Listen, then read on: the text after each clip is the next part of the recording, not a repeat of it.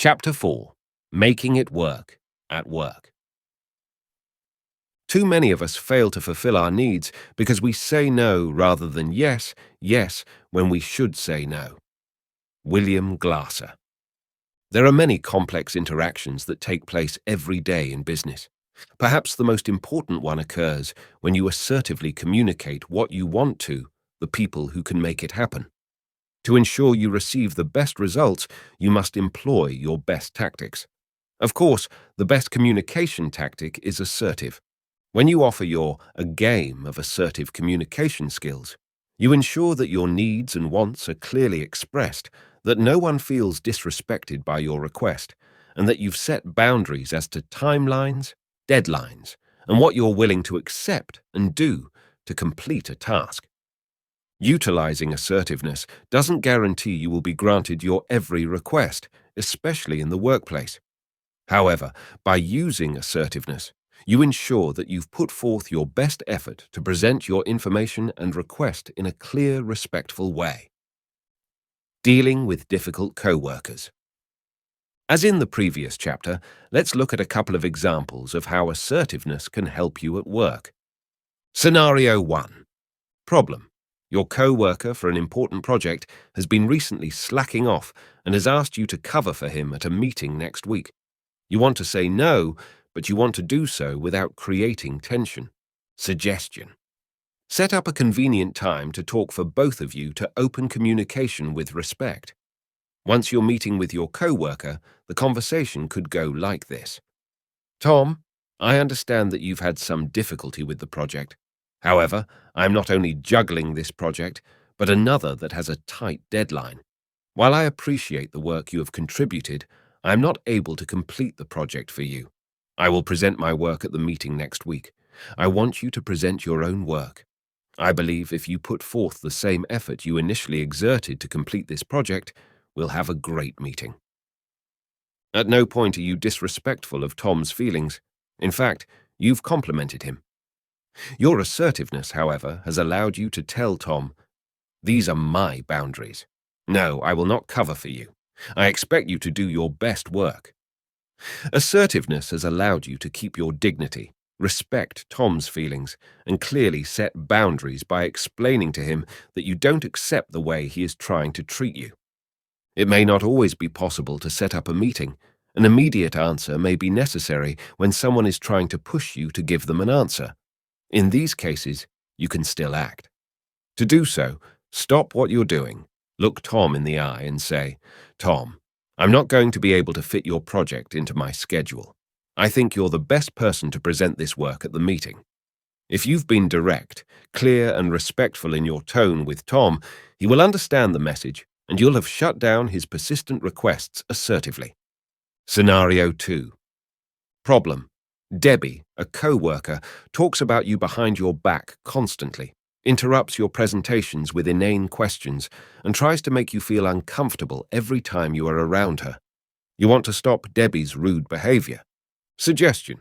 Unfortunately, aggression, bullying, and outright rude behavior aren't limited to the schoolyard. You may encounter colleagues or bosses who treat you with little to no respect. This is a perfect time for you to utilize assertive communication tactics to stop this unacceptable behavior. Your approach should be direct, reserved, and crystal clear in its meaning. You should not confront Debbie in front of others, but find a moment when you can talk to her alone, perhaps in an otherwise empty conference room. The conversation could go like this. Debbie, you seem to have a problem with me. We don't have to be personal friends, but we do have to work together. When you are openly hostile toward me, it is disrespectful and makes me feel negative about working together. As your colleague, I deserve your respect. I would like to improve our communication. I want you to know that I will no longer accept your aggressive attitude toward me. If it doesn't cease, I'll be setting up a meeting for us with human resources to discuss it further. I would appreciate it if you would consider how you speak to me and treat me with more respect. Debbie is likely to be flabbergasted by the fact that you've calmly and assertively called her bluff. If indeed she does not back down and proceeds to become more aggressive or threatens to cause more trouble for you in your job, you should thank her for her time, turn on your heel, and immediately go to HR to file a complaint. You defined your boundaries, and you may have to move forward with actions, going to HR, to defend them. Scenario 3. Problem. You have a rude and pushy boss, and you want to stand up against his or her disrespectful behavior. Suggestion. We'll offer a suggestion by starting with a great tale of assertiveness in the workplace. A young laboratory assistant made an error in her work in the laboratory. While the error didn't pose any danger or harm to anyone, it did cause a delay in the timeline of the experiment her boss was performing. When the employee returned from lunch, her boss screamed at her about the error in front of their colleagues and told her she was better than this. Fighting tears of embarrassment, the employee retreated to the bathroom and had a good cry. When she returned to the laboratory, she silently cleaned up the labware for the experiment to begin again. She said nothing to her boss for the rest of the day. The next morning, she knocked on her boss's office door and asked if he had a moment. Closing the door behind her, the young employee sat down across from her boss and looked him squarely in the eye. Then she apologized for the error. Next, she calmly told him that he humiliated her in front of the entire lab. She reminded him that she was his subordinate, but that she was also his colleague, and that he had treated her disrespectfully. She followed that by saying she would make every effort not to make the same mistake, and that she expected him not to ever make the same mistake of forgetting that she was his colleague. She concluded by telling him if he treated her that way again, she would file a formal complaint with the head of the laboratory for verbal abuse. Her boss apologized. The employee continued to work with him for another 2 years before she left for another job, and they never had another conflict. There were a few things that came together for this young woman to diffuse this overly aggressive conflict. First, instead of reacting immediately with fear or anger, she took some time to collect her thoughts. Second, she respectfully requested her boss's time the next morning and sat down and looked him in the eye, which told him with her body language that she wasn't intimidated by him. Third, she used I and me language to express how she felt. Finally, she emphasized the seriousness of the event by using escalating language, telling her boss that if he couldn't treat her with respect, she would file a formal complaint. The reason he may have felt that it was his right to talk to her so aggressively was because he was her boss. He mistakenly believed that treating a subordinate badly was acceptable behavior until she reminded him that as a colleague, they were equals under the rules of their workplace. Had she believed him and remained a passive, subordinate employee, they would have never gained one another's understanding and mutual regard. Additionally, while it would have been very easy to have cried or even screamed back at her boss that day, neither of those actions would have gained his understanding of her boundaries. When faced with a conflict at work, if your communication style is to get angry or whine about your situation, you're not likely to gain the respect of anyone, including yourself. Assertive communication allows you the opportunity to set the necessary boundaries to deal with conflicts and daily challenges as they arise. An important distinction needs to be made in this woman's use of escalating language. If you notice, she utilizes escalating language the first time she confronts her boss. She tells her boss that if he treats her that way again, she would file a formal complaint. You don't necessarily have to use escalating language so quickly. Escalating language can be reserved for when you need to escalate your assertiveness. The technique can be applied in response to the other person ignoring or neglecting your initial attempt at being assertive. In other words, if her boss disregarded her original request and continued to disrespect her, she could come back in her second meeting to make use of the escalating language. So if you are nervous about escalating language, you can refrain from using it until it becomes necessary.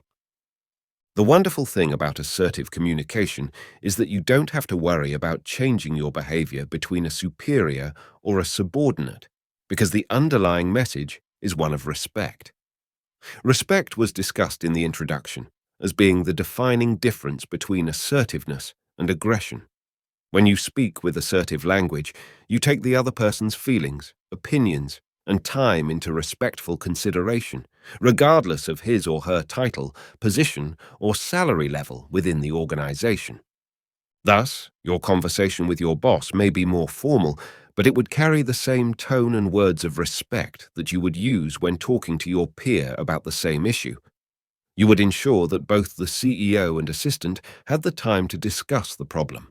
You would explain what they've done and what your boundaries are, and you would give them your full physical attention, eye contact, facing them as you listen to their questions. Not only will assertive communication help you clearly tell others what you want and need, it will save you time from having to figure out how to talk to different people in different positions of authority in the company, whether they are superior or subordinate. The answer is simple. Each person is deserving of the respect inherent in assertive communication. How to assertively ask for a raise. Now that you have an understanding of how you can use assertiveness in the workplace, let's use it in another work-related situation everyone at some point finds himself or herself in: asking for a raise. Of all the possible work encounters, asking for a raise can be the most intimidating. Almost everyone is nervous and unsure about how to approach the boss in this situation. Should you act humble or toot your own horn?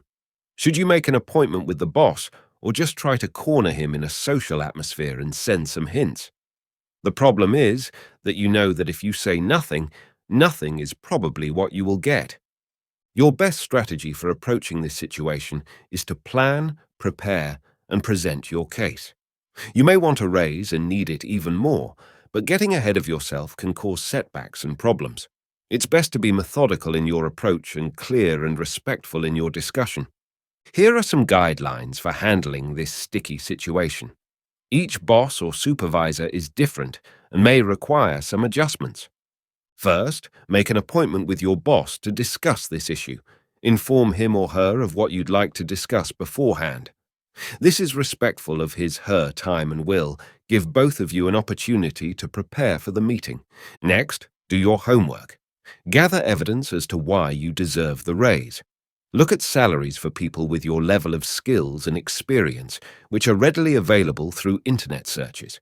Consider other additional training you've received, successful projects, awards, accolades from colleagues, customer reviews, sales numbers, etc.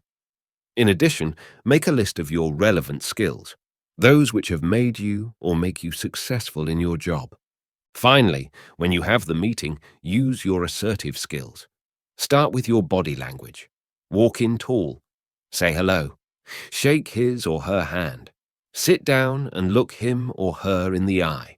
Then, utilize assertive language to express your desire for the raise. Begin by saying, "Joni, I've asked to meet with you today about my salary. I appreciate your time. I would like to receive an increase of X% and have some reasons to explain why I believe I am deserving of it." At this time, discuss your reasons. I've never been late to work. I finish all my tasks on time. I take initiative when necessary. Present your research. You can also mention what additional work you're willing to take on. I'm willing to do A, B, and C in my job if I receive this raise. I'd like to hear your thoughts. This is your opening. It's the beginning of your dialogue. You've been respectful, completely clear, and you've set boundaries for what you are willing to do to receive the pay increase. In other words, you've just assertively asked for a raise. If you have successfully presented your argument, your boss ought to agree to the raise. More than likely, he will need time to think it over. As a result, do not pressure your boss to give you an answer right away. He or she may be busy and have a lot on his plate that needs attention. If so, let him or her take care of those issues. Also, your boss may need to perform due diligence to see if a raise is in the budget and/or discuss it with his or her manager before making any decisions. Even your boss has to be accountable to higher-ups, so you may need to continue the discussion in subsequent meetings. If another meeting is required, be prepared with additional points in case he or she decides to argue against the raise.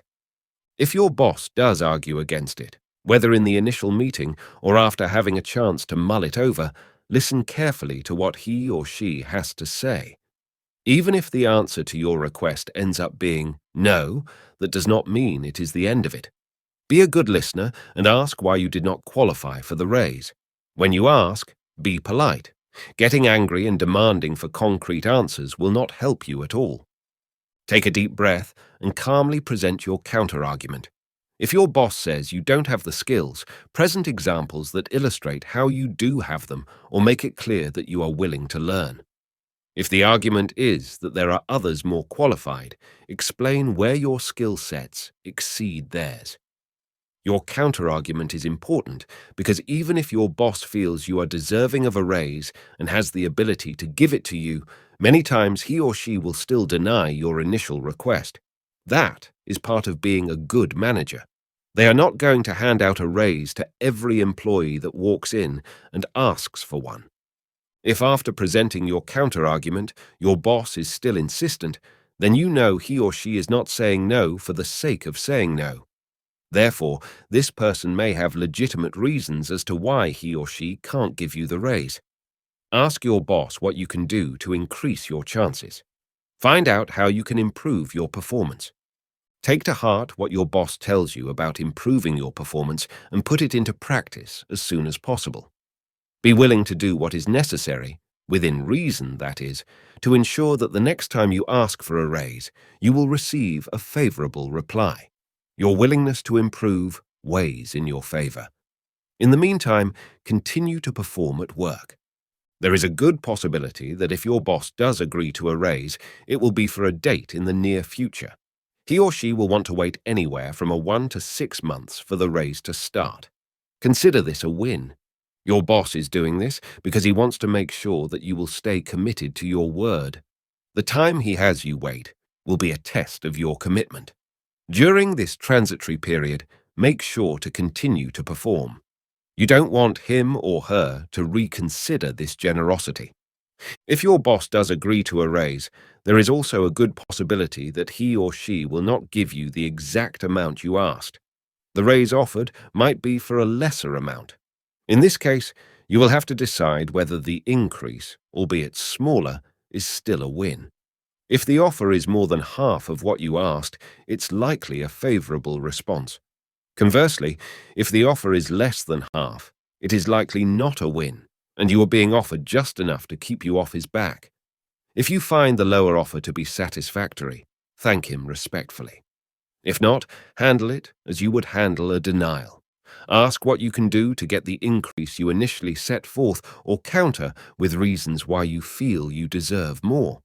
Unfortunately, you might be in a situation where you have a boss who, pardon my French, is simply a prick.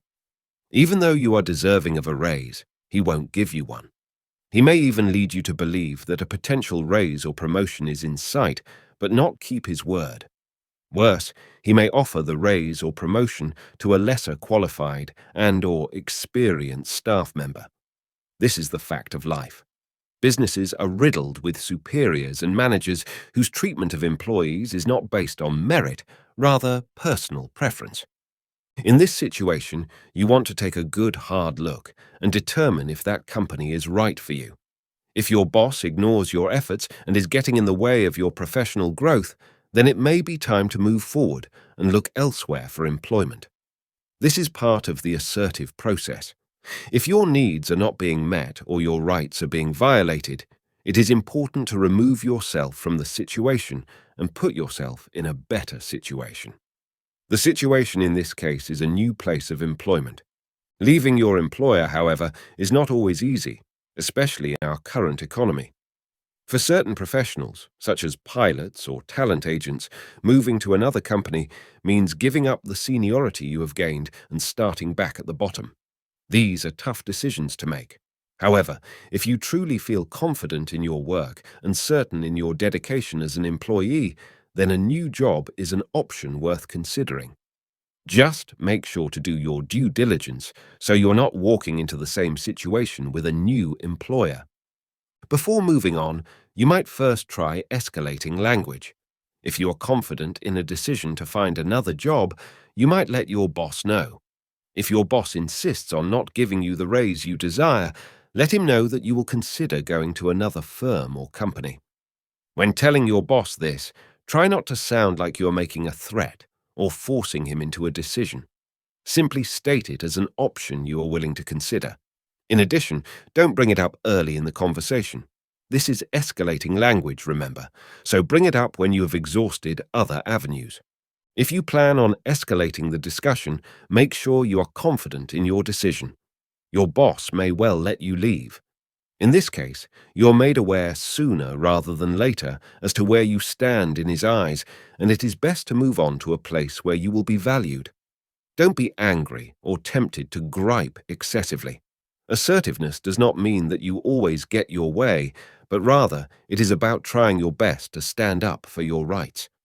If your best is not good enough for the current situation, move to one where it is. Put the past behind you and focus your energy on improving your future.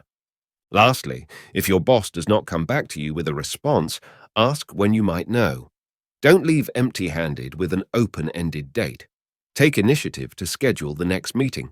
It will be one step closer to getting a response. These are the different ways to assertive yourself in the workplace. I realize the instructions presented here are pretty formal and structured, but that is because most work settings require a formal approach.